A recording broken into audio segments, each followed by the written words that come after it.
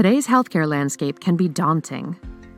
With payers using AI to deny claims in as little as 2 seconds, providers are left racing to manage the rising tide of appeals necessary to recuperate rightful payments. In response, Aspirion developed AI to automate appeal letter generation by extracting clinical evidence with coding and clinical guidelines and payer policies, extending our attorney and clinician capabilities. This groundbreaking AI transforms the costly appeals process, accelerating revenue capture from otherwise unworked high-volume, lower-dollar claims. Today's panel features revenue cycle leaders participating in Aspirion's pilot program who will share key findings and lessons learned.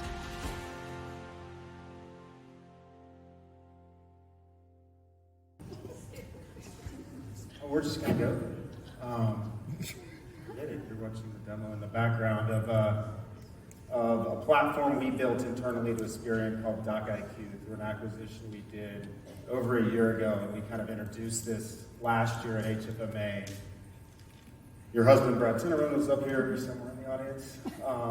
Edna Buffington and Ted Severson joined me, along with our chief AI officer that I saw come strolling in from the airport, and we've got a team based in Durham, North Carolina, that's built internal tech to us to help to automate clinical denial response.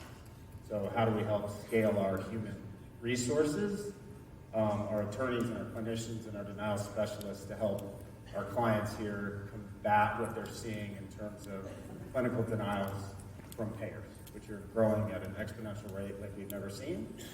So we built this internal platform here that helps us do that in a more effective and efficient manner. So that is what we'll get into today. I've got these amazing revenue cycle leaders here from amazing organizations that are in various stages of the journey with us.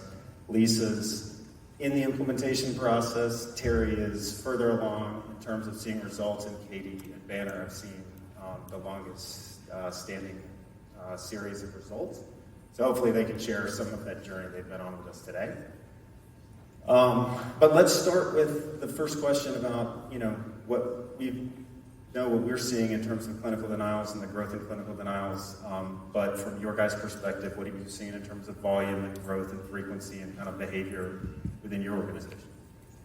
We'll start with Lisa on the end. Hey, everybody.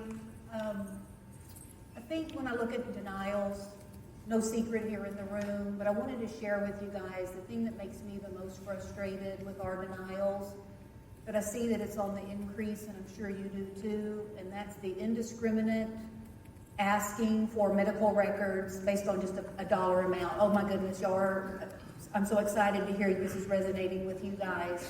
What's frustrating with me about it, it is truly among the BUCA payers, it's a flat dollar amount. They don't tell us, we send the entire medical record because they don't tell us what they want.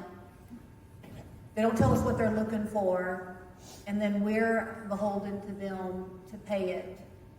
But what's more frustrating, and we'll talk about this a little bit later, is whenever we begin to go back and forth with the insurance company, it is like we're speaking a different language. And I don't know if that's purposeful, but that's what I want to try to fix, is really just the communications in this indiscriminate denial.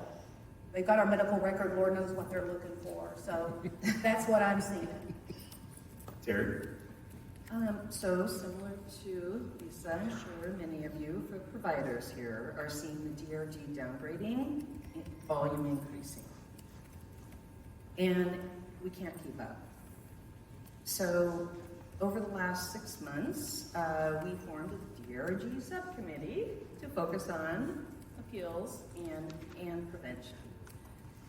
We brought together from the CDI, physician advisor, managed care contracting team, revenue cycle coding, and more. And we started to do visios and all kinds of A3 thinking. And we have a number of our clinicians who want to focus on the appeals, and we want them to start to focus on the prevention. As a result, again, it's not insignificant in terms of the financial impact, and more payers are adopting the same AI. I'm assuming it's AI, And so as a result, we pulled together and we did some time studies for labor, in-house as well as external partners. And so when we met, I think it was one of the first calls I probably met Jim, there was this reference of AI-generated appeal letters. And it was it was like we jumped at the chance, right? Because after looking at the time studies, many times we tried other pilots where we would have the letter sent and it was hard to get them overturned. So anyway, long story short, and you'll hear more about it in a minute, we have joined a partnership and we have had a number of accounts that we've been having a pilot with, and I'll share the results in a bit later, but I think we sent over 1,000. It's just, we can't keep up, so more on that in a minute. You guys, so similar to my colleagues here, I think year over year from a medical necessity denial, clinical denials, it's not slowing down. One of the things that we've seen really evolving over this year is more concurrent denials. And that's, I think you just mentioned about the payers using AI. And Lisa, you talked about they've got our clinical data. So, that pace coming fast with the denials, it's something we're all struggling to keep up. And we'll talk about this later too, but our teams, some of them are in the audience, have done a tremendous amount of work to be really creative in how we're getting ahead, whether it's from a concurrent denial perspective, leveraging AI, and then also restructuring our teams and workflow. So there's a variety of different levers we have to pull to manage this because the volume's just not going away. You started that, Terry. You're talking about there are other things you're doing around changing how you're aligning resources, how you're looking at process. Can you give us more, each of you, on how you're thinking about attacking this problem? Yeah, call me after next Monday when I'm in front of the senior VPs and financial containment. But 10 years plus years ago, we created what was called the DOC, Denial Oversight Committee, multidisciplinary, covering from physician, managed care, PI reporting, contracting, coding, etc. And the team's done incredible, right? If you look at our metrics, we're in the best practice. However, even if you're in the best practice financially, it's not sustainable because they are winning. The denials continue to increase. So fast forward, over the last year, we've taken our top denials. We have multiple subcommittees, probably many of you as well have that type of format across your system. And we're really double downing on medical necessity and the no authorization. As mentioned earlier, we are partnering with our Assistant Chief Medical Officer, Physician Advisor, CDI-UM, and the RevCycle folks to really push hard on the prevention. So we've got to do a better job at that to extract the denial root cause, which we all focus on that, we all track and trend, but to really get down into the specificity for the documentation improvement up front. We also are working to try to improve the managed care agreements. That's tough. You can try to push for enhanced language. We can scream a little bit or just really push with our managed care team, which are amazing. And sometimes at the end of the day, that language can't get in based on other negotiations. So it is just continuing to be kind of a push-pull.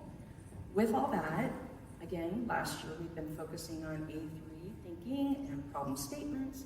And now we're going to move forward next Monday. We're going to go in front of our senior VPs, really educating them on the denials, current state, future state, and how we need to continue to focus on fight AI with AI, right, in reference to technology. Let's not be afraid. If we fail fast, that's good. We walk away with learnings. Some folks in this room, I've had the opportunity to do that, and you always learn. So with that said, now we are going to come back around and ask for additional physician advisors dedicated to our team within the RevCycle as well. Katie, you want to offer what you guys are doing there? Yeah. About a year ago, So similar to you guys, I really wanted to make sure that at the end of the day, it's about prevention. It really needs to be about prevention. And so we restructured our denials team from a clinical denials perspective. That's now living in the mid-cycle space, specifically kind of tucked up under our CDI team. And one of the things that I think this brings is, number one, you've got that clinical expertise. And so while they still work in very strong partnership with our PFS teams, with our managed care teams, we're also able to pull from that clinical expertise and have them all together. There's drawbacks to any structure that you have, but I think having that team aligned with our mid-cycle team has definitely been one of the ways where we can elucidate those root causes and then bring it back and work on that documentation quality. Beyond that, the managed care contracts, we've got some really great language in some of our managed care contracts. The concurrent denials is one of those, where we've been able to, in certain contracts, have the ability to be very proactive in that space. A lot of work still to do there. Our managed care teams work really hard to advocate on our behalf.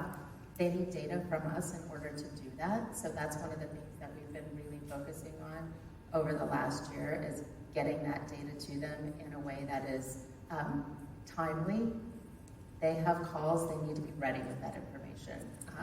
We don't always have a month to pull things together. So that's one of the things that we've been working with some of our analytics teams to make sure that the information is there at their fingertips when they have the discussions, so that we can hopefully get the language baked in that's going to help us. Lisa, on that data front, you've done quite a bit in your world. Well, we're trying to. team.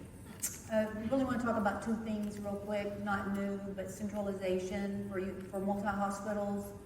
We've had it both ways, where we wanted to be a system, but then we still wanted local control for the two of our largest denial areas, which is authorization and medical necessity, level of care, getting the patient in the right status. So after, oh God, we talk about this every executive retreat, are we going to be a system or are we not? Well, we're actually starting to mobilize, and we've started to, may I ask this by show of hands, multi-hospital systems, how many of you centralized in this area? Patient access and hands up high. How many not? Okay, well I guess we've got somebody in the middle. So we are centralizing in the stages of authorization, insurance authorization, and are seeing significant decreases in the areas that have centralized. Denials have decreased. I've been fighting medical necessity denials on the back end since 2017, and we are just now coalescing around centralization, and I'm super excited about this because they're going to have a centralized UR team with a denials unit in the UR team pre-bill. We're about to go live with that, and I cannot even tell you how excited I am about that, because we were only fighting medical necessity on the back end. And guess who was getting all the heat if we didn't get those denials overturned? It was the business office. Your appeal didn't, where's your skin in the game? So we're starting to coalesce around that, but centralization isn't new, but it's new to us. The second thing that we're doing is, guys, there is a lot of information. Katie, we're all talking about the level of information that we get out of our medical EHR.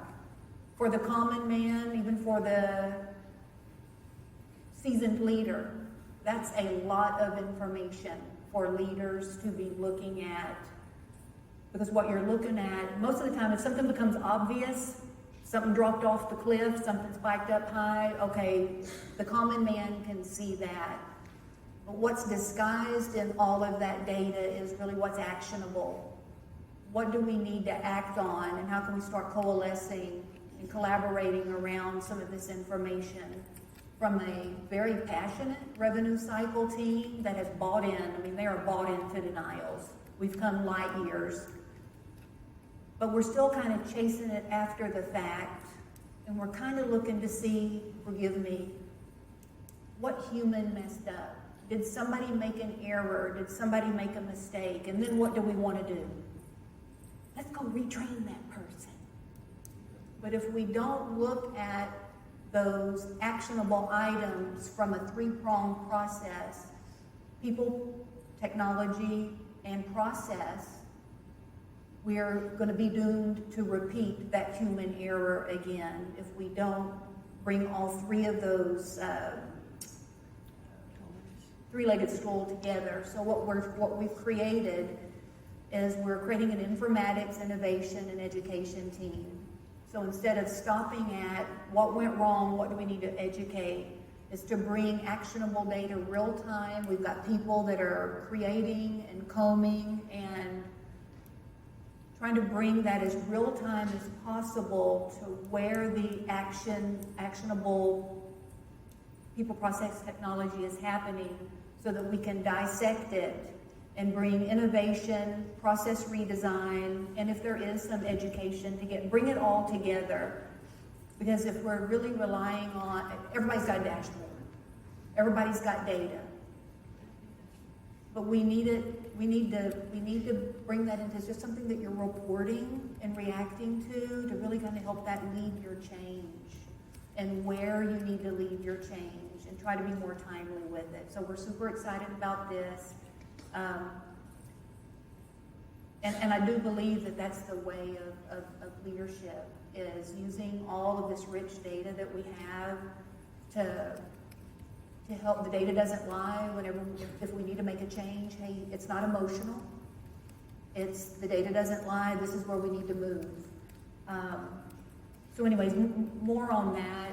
But does anybody have an innovation or informatics team that all they're doing is creating tools for real time to bring everything together, to jump on it real quick? Does anybody have that? Okay, well maybe next year I'll be here again. We'll talk about that. and the whole thing about it is all of our vendor partners out there, where this intersects with the technology and innovation, a system, a people, a process, more than likely we're going to need help there. So just to identify what's actionable and start moving what's actionable, and not really, there's so much passion in this space, and all denials are emotional. There's a patient, there's a person, there's a process, there's some ownership behind each denial. But we've got to be smart about what we're tackling. And I used to say all work was good work. I don't say that anymore as I've gotten older. So that's where I'm at. Work smarter. Thank you. Yes, work smarter. I like it. As you guys thought about the operational redesign of the things you had to do, are there pockets of resources where you're like, I don't have enough, like I can't get enough, I can't? How did you guys think about the types of resources you need, the categories you needed? Because the clinical denials expansion is not just your typical PFS person, fix the right payer kind of technical issue, but rather takes deep clinical expertise to kind of solve for those things. Like are you guys staffed to take that stuff on? I mean, what is? I knew we didn't have the resources, and as I'm growing into this space, I'm kind of learning, what does a coder do? Because we used to think, give the medical record, get the denials to the medical records people. We don't have that, and we chose to not. Right now, we've chose to not staff up for that. That's an expensive. An RN's expensive to have them writing appeal letters, but hey, I'm sure they're worth their salt. But we chose to use outside help to write our appeal letters. And I don't see us moving that in-house. I don't even know if we could even staff up for that. I don't even know if that labor even exists. We're in Houston. I mean, we would be competing with all the other hospitals in Houston for this resource. We're currently assessing that, and it's a push-pull. We have our clinical folks saying we want the denials. We want to complete the appeal. We'll learn from it, and they can't keep up. So we are in that process right now of doing time study, doing these pilots. That's going to help inform us, and they want the denial appeal process within the UM And I think I heard you say, so I think, let's not wait till next year, let's have it more real time. Let's learn from you, right? We need to lean in and learn from each other on what is being successful, and because we can't go and add labor to it, at the same time, you have to get that information up front, and that's the part that we need them to be focused on. Yes. And yet there are some politics and some emotions about that, and so we have to prove it, and we have to show it the financial impact, I think. Yeah, I agree. And I think the only thing to add to that is we have a variety of safety nets that help us in this space. And so where we have added staff, and we've been very fortunate to be able to expand some of these teams. Not every health system has been in a position to do that. We have been very fortunate to do that. However, we know that we're not going to be able to touch everything. And so whether that is in having folks to help with DRG validation or help from a physician advisory perspective, we, good and bad, we have an army that helps us keep up.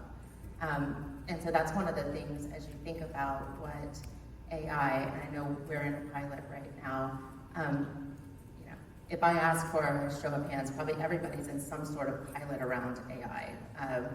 Every vendor is leveraging AI, testing out different AI use cases. I'm really excited that that's happening because I think that's the way that we're going to be able to become more efficient and effective. There's only so much labor to go around, and that's not going to get any better. At the same time, like I'm sure all of the sessions that you guys have been in have talked about the headwinds that we're all going to face. So we've got to be more efficient, and so I'm excited about the work we're doing together. No, it's been good. It's Aspirion too faced the same challenge where we had a bit of a unit economics problem. We have high trained, we have attorneys, 100 plus attorneys and clinicians, and then you look at how much productivity they have, and then on a unit by unit basis, you can't get the throughput you need because of the manual nature of the work, and so that makes you limit the ones you go after the high dollar stuff, and so the same challenge existed on our side, supporting you guys to do that, and one of the reasons why creating the platform we created to help replicate and automate that appeal generation process still with a human in the loop was a big deal. And so it's what set us on that journey to say there's so many of these claims now that are coming in the form of a DRG downgrade, a patient type downgrade, medical necessity, after the fact, post denial review, ask for the medical record, issue you a letter, take it back in the next treatment, you don't even have a chance to fight it, still got to write an appeal, but it's for $2,000. You're like, I can't justify doing it, and neither could we. And so what set us on that journey was just that. So as you guys thought about, you guys get, I'm sure, inundated with folks, just go to the trade show, folks saying, I use AI and ML to do this, that, and the other. As you guys were going through your, and a lot of it's theory, and some of it's in practice, and some of it's not really AI, and all of those different varieties in between. How did you guys go about setting a decision criteria on which of the areas that we should tackle, where should we spend our time, how should we, which projects are important enough beyond just clinical denial? So there's other things, Lisa, you and I were talking about. Just because you can doesn't mean you should automate something because it's not that big a problem. Help us. We'll start with Lisa. Help us. How did you think about making that decision? Where to spend your time? So we outsource our medical necessity denials, and I love our vendors in that space. They do a great job, and that's been going on for several years now. And then AI, we started to hear the vendors coming around saying that they can do an AI-generated appeal letter. And I was not going to cut my teeth on taking it. Okay, forgive me, I'm skeptical to begin with. Okay, do we have any skeptics in the house? Come on. Vendors, look around at your skeptics. And so there was a lot of push on trying to get me to move on something that I was already having success in or already had a plan. But I wanted to get into this space, and I wanted to test it in something that, I hate to say this, I'll share my dirty laundry. We had tried to do DRG downgrades before. To Jim's point, it was a couple $1,000s. It was voluminous. I had a partner. They were kind of cutting their teeth on doing it too, and we didn't have any success. And so I just kind of put it over to the side. But when Aspirion started coming around, some of the different vendors, I will share with you also, I got a lot of thoughts here. I already had an existing relationship with a lot of vendors. So I will share with you, you're already in the first position to help a skeptic change their mind, because I'm already doing business with you and I already know what this vendor can do. And if I'm going to cut my teeth on something that I currently don't have a solution for, that was a match made in heaven for me. They couldn't break it. I was doing nothing. Okay, wrong on my part. Okay, probably silly on my part. So what my decision making was I had tried other solutions before for DRG downgrades, and it wasn't successful. I didn't want to upset some of the vendors that were doing a little bit more meatier work for me, because they had offered to do it and I said no. And so a vendor that has some good reputation to cut their teeth for me on DRG downgrades truly was a match made in heaven. So I'm super excited about us getting going, and I'm going to learn from these two ladies on how their success is. But that was the decision for me. Trusted vendor. I didn't have a solution already. I was skeptic. I wanted to start small. Now, if this works, Lord knows where we're going to go. I'll be up here next year. Yes, yay for John Reckon, Texas. Terry, how did you think about it? This as well as more broadly, like which ones do you tackle? Which, and you get a lot of, it's a 20-to-1 ROI. You're like, yeah, but it's $2 million. It doesn't do me any good. Like where do you set your priorities? How did you think about this is worth your time, and then other things that you thought through?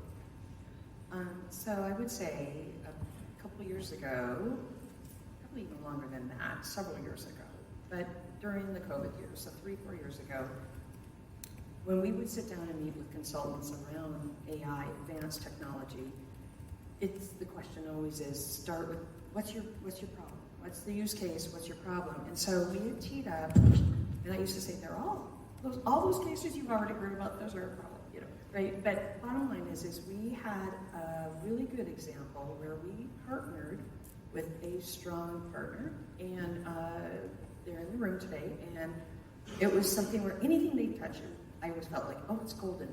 So we went forward, we worked together, and it was an example where we learned a lot. So I really meant that when I said that, because when you work to adopt, let's say, the solution in-house, you need the A team. The partner needs the A team, and if you're integrating with Epic, you need the A team, and that doesn't always align. So as a result, we had some learnings. We chose to fail fast and move forward. And would we bring in that partner again? We absolutely would. We didn't have the alignment with all those three, what needed to be core, if you will. So we started to develop project management, new automation AI plan. Ideally, often from our IS folks, we want to start with what we can do with Epic. And Epic can't do everything. And so the realization, similar story to you, same with the DRG. We went there years ago. We'd actually push a lot of folks in this room. Can you do more with the DRG space so we can focus on others, right? And the success rate, and even the payer behavior, they weren't overturning them probably, and we weren't having the sophistication that I think has been developed now. So fast forward, we're still on our journey of developing the AI and the automation. Our number one focus is we have to go deep with authorizations. We want the best authorization AI tool that does it all, or even does 50% of it. So want to work hard with a partner in that space, while the DRG, when we met for the AI-generated letters, we don't have that expertise. The results that we're already going to see now, and I'm about to share with you, so out of 60, I think there's about 64 accounts that we have received well over 50% payment in short order, like 45 days, I want to say. So we have really had some success in this space with the Aspirion AI-generated letter, and over $300,000 in the door. Again, that's 34 accounts. It adds up. Yeah. So it comes back to, yes, we focus on high dollar and low dollar. We focus on innovation and creativity, fail fast, and at the same time, we have to work closely with our partners. So many of you in this room, we need you. Because while let's say we're focusing in one space here, another partner can be focusing in another area and gain that expertise that we can all lean in, share best practice, and we have to, for our patients and for our community, because the payers are turning it on, and as soon as we figure one thing out, they're gonna switch in another area, right? We experience that. So with that said, we're really excited, super excited to share those results, because I think it's a proven success story to tell. I'm going to go a little bit broader because all of these things are criteria that we look at when we're trying to determine where we're going to deploy AI. But I would say that it's easier when you have a vendor that you trust that has your data already. It is really difficult to get past any of the data governance today. Bringing a new vendor in, that is one of the things that will hold us up in contracting for months. So to the degree that we have a vendor who is willing to step into this automation journey with us, that already has the data, and then we can combine our expertise, that's something that's just an accelerator. And we want to get ahead of this. We don't want to wait months or a year to get past all of the issues from a contracting perspective. We want to be able to move fast. So I'll say there is a bias towards working with our vendors that we already have. They have our data, we have trust. I think the other piece is for those things that are more, they're easier. We know how to do them. We know what the recipe is. You know what the recipe is. We've just got to automate that. So much of AI is about orchestration, and it's not just one little piece, but it's making sure that we understand everything along that process, and then we're able to tool to that. So my really smart husband over here told me the other day, he's like, Katie, don't go over the things that are really difficult that you don't have a solution for. Go after the things that you know how to do. You might just not have enough hands to do it, which is super wise, right? I mean, that's the stuff that we can build together, and it's one of those magnifiers. So I think that's a really good rule of thumb when you're looking at, it doesn't matter if it's on the front end or back end. What are the things that we do well today? We know how to do it, we just don't have enough arms and legs, but we have the data, we have the know-how, we have the vendor partner that can assist us.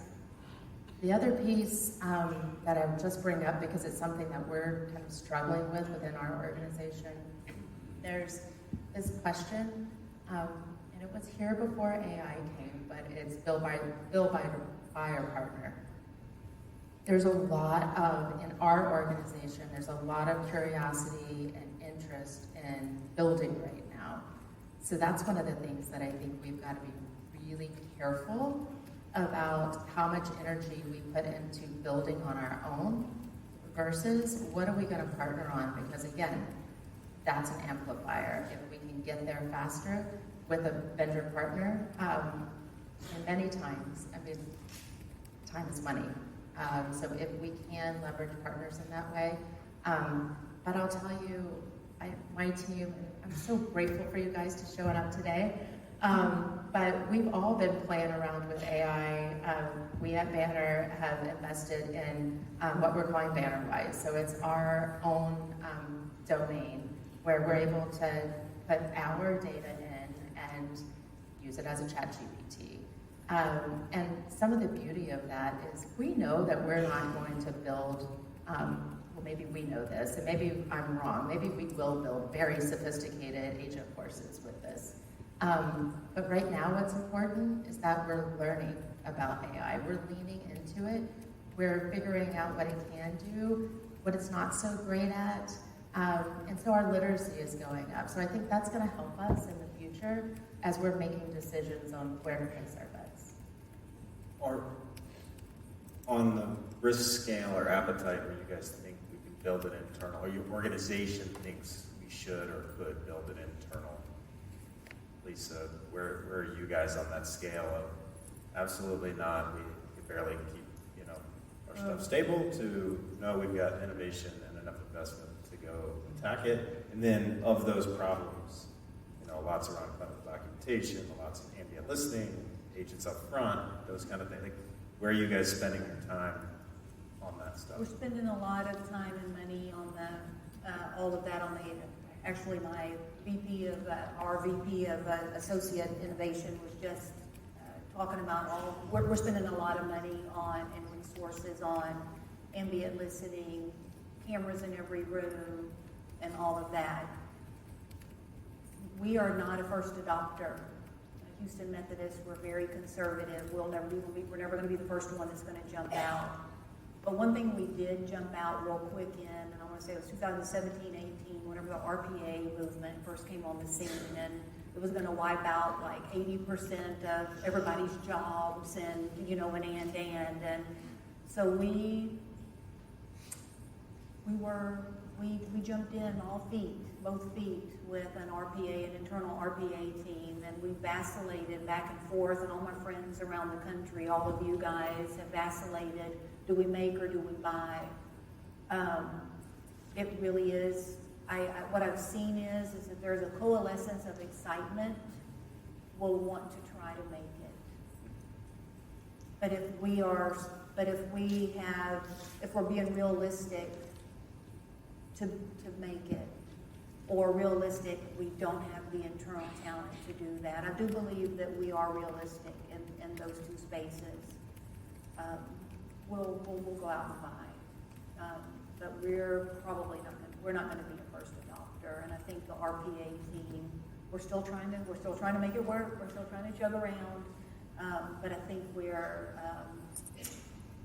going to need to see some pretty good, strong results from that real quick. Where's legacy on that spectrum? So I think high level, we're similar to you, Lisa. We're probably not going to be the first adopter. We right now are in the process of evaluating. So we have recently formed an AI system-wide committee, governance committee, which, I'm like, as long as you don't slow me down, it's okay. And I'm on the team, so anyway, needless to say, that's a good thing. But, and I say that in jest, but I really do mean that in reference to WebCycle has so many opportunities. So we just move fast in that area, but we're similar. We're not going to be the first to go and build it, but we also are stepping back and really looking at multiple things with the Epic. And we're prioritizing using a pick list, all of that right now. So we'll see where we land, but for the most part, it will be looking at our integration with Epic, and I would assume partnering in many cases as well. Thank you. Spirited debate. Spirited Yes. debate. Okay. There's a lot of spirited debate. We also have an AI committee. I think that there is a lot of interest in building within Banner today.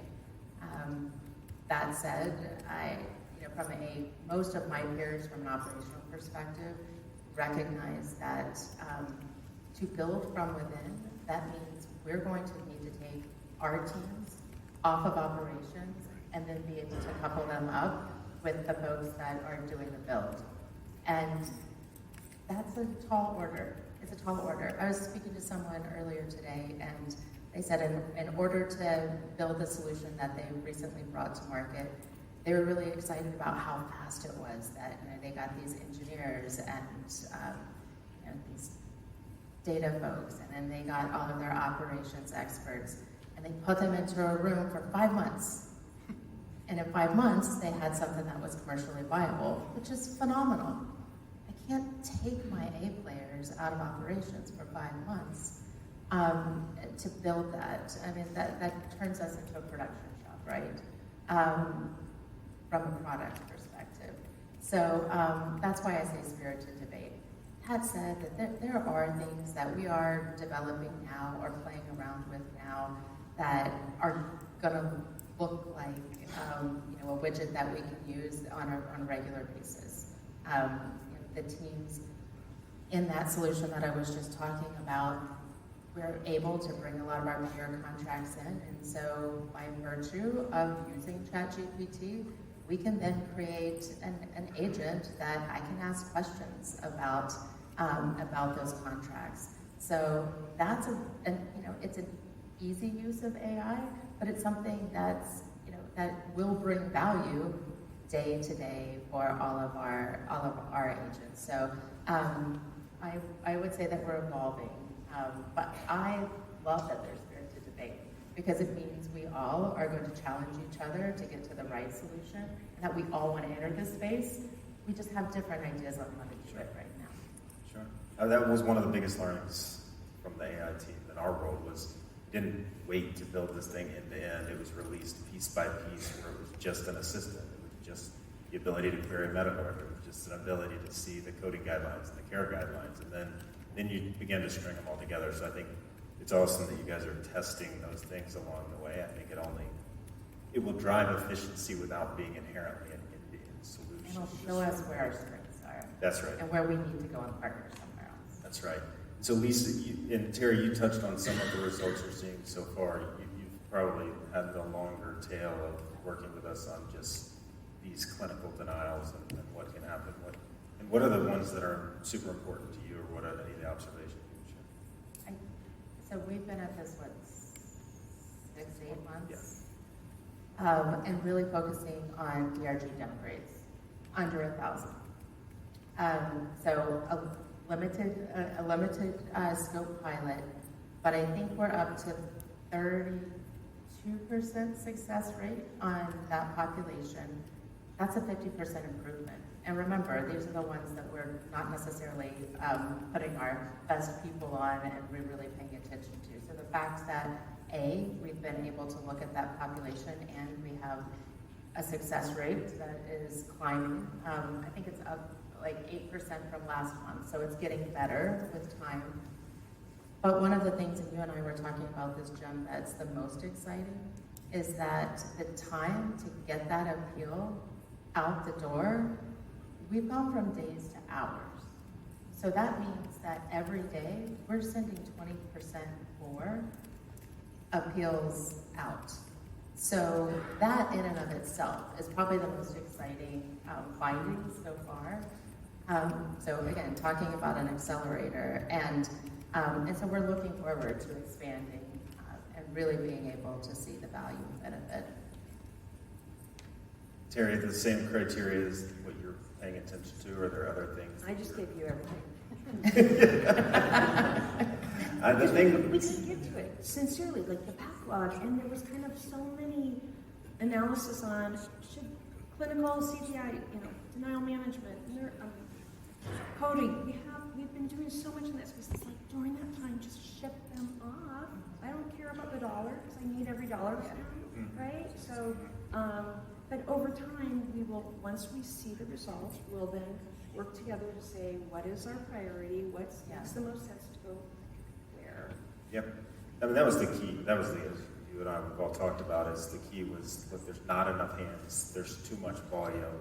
There's this long tail of smaller dollar denials where it takes the same amount of effort.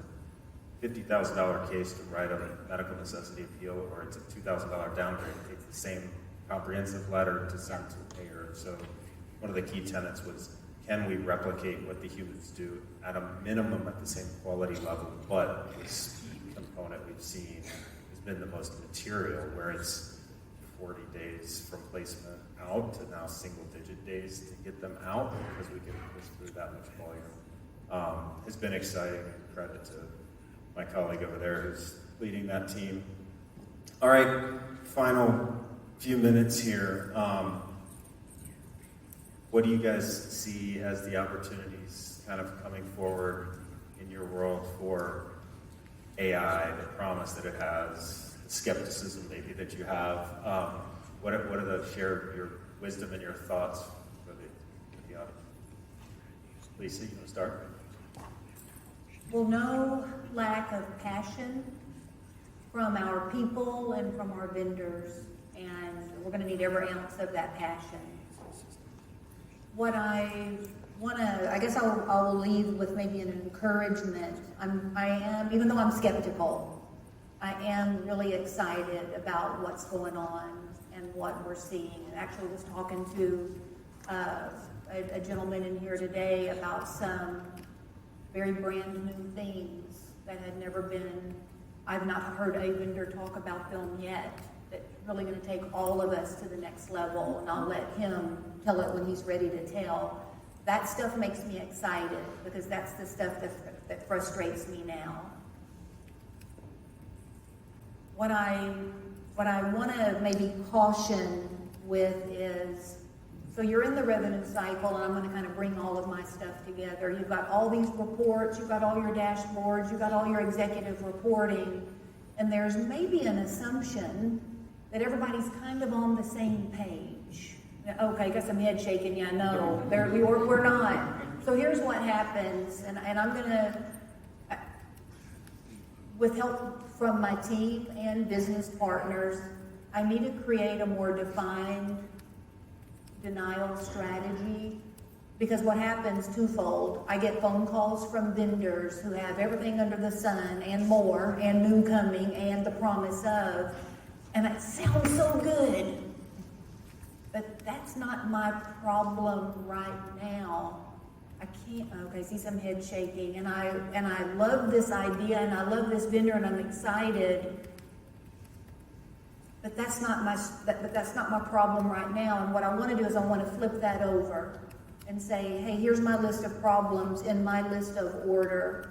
I think that'll probably do vendors, partners, probably, but you would love to hear, you would love to get my menu, wouldn't you? All of it, you would, okay? But see, here's what happens. I'm sorry, can I go? No, We got 5 minutes, I'll give y'all. You're still good. Okay. Here's what happens. Wisdom. We get the phone Wait, calls. Hey, I got this new thing. And did they ever ask to say, hey, what's your pain point? Does this even sound plausible to you? And me being nice, I'll say, it's on here somewhere, but it might be down here on the bottom, and it's not a problem that I'm tackling right now, and I bet you would love to know that. So I think, we're trying to partner and build this together. Maybe if I could do a better job of making sure my team's all on the same page, so that whenever you guys come knocking on my door, and please keep knocking, I can share that with you. Also what happens is if we as leaders don't create that finite strategy with the help of our people, they go to trade shows. And they come back excited too. There's no lack of passion. And then and they're wanting to get my attention and start jockeying for position, and then I feel like I got to throw a wet blanket on their passion to say, hey, not right now. And oh God, that kills me. Leaders, doesn't that kill you to throw a wet blanket on one of your employees? So I think what I would encourage us to do as leaders, for our sake and sanity, as well as being a good partner for our vendors, is really, I'm going to really create I thought I did it, and I'm going to do a better job of really creating my strategy and really being more open with that, so that we'll know when these shiny new objects, I don't go diverting and chasing my, Katie, you mentioned it, and anytime we try to go live with something, we're taking people off the line, and it has to matter what we're doing. So, thank you. I feel like I went to therapy. Thank y'all. Terry, in your therapy session, what would you like to cover? It's out there.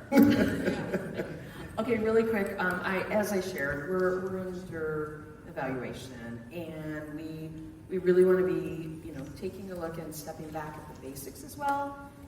Back in the 90s, I'm not sure how many of you were in the 90s, but paper UB, like the UB was paper, right? 30 days to pay was what the payer was supposed to have. It was a boomerang. Exactly. And now, and if you answered the journalistic questions of where was the accident, how did it happen, or whatever, that was about the most that they would ask for. Now and then a medical record, a little auditing, not a lot. And then at this point, later in the 90s, we had the electronic clearinghouses, and now fast forward, in theory, we should be paid within days. Amen. And how can we? So that's what we need help with. So there's that. And then the other piece, though, is where are we going to be heading with regulation? The cyber and the regulation is real. We know that. How is that going to be folding in? Similar to you with contracting, we do have to be very careful in that space. In the state of Washington, they're starting to look to see if they can limit AI from a payer perspective. When will that be reversed? Last week, we got an email from one of our large payers, it's blue color, asking us, what are you doing? Where are you using AI? And my response to before they started to say they were gonna, I'm like, we are exploring it. Tell us where you have it. Yes. Good question. Yeah, it's awesome. Hey, you want to close this out? Sure. So at Banner, our mission is making healthcare easier so life can be better. And in coming to Banner, I love that. It's so simple, right? That's for our communities, but it's also for the people at Banner. And so AI to me is one of those ways that we make life easier for our teams. The administrative burden has not gotten easier. We've all been in this industry since the 90s, so we've seen all the iterations. So I think that what I'm most excited about is being able to take all of these technologies, whether it's ambient, whether it's the orchestration of agents, whether it's being able to self-serve, make that experience easy for our patients, make it easy for all of our employees, make this job fun. I mean, I think that there's really the opportunity with this technology, but it's going to take all of us in the room really leaning in to do the work, because we're the brains behind this, right? We know how healthcare works today. We know all of the different places in the data that's got to be pulled together and married together so that these agents can be successful. And then our teams can do the work that really requires a human mind and reasoning and heart. That's what I look forward to. And that's what I'm excited about AI. And I love it. I think it's fantastic. Well, thank you all for sharing all of your wisdom.